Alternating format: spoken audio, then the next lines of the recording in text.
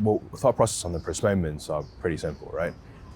It's been very clear to me over the last few years with all the sentences that's happening to my father. It's that it's a kangaroo court. It's basically sham charges that are leveled against him, and so I think like the reason why I like to, I guess it's a bit cynical, but I like to joke that it's a show trial. Hong Kong has always been a litmus test for how China views the world and how they view the liberties that we have in the free world.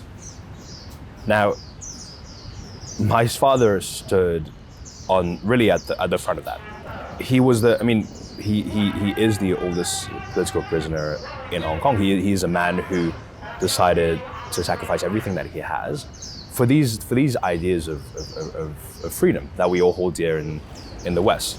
So how the Hong Kong government treats my father is how the Hong Kong government views these freedoms. We have to understand that this is a country, China, who has broken an agreement with the United Kingdom.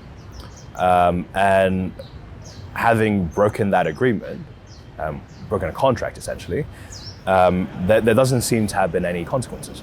I mean, one of the things that the UK can easily call for is my father's release. And so we see with Chang Lei, the Australian journalist, she was recently released from China because the Australian government kept calling for her release. So these things work. So I mean, just speaking on my father's case, really like calling for my father's release, talking about him with the Chinese counterparts works. So I wish that they would do that or do that more.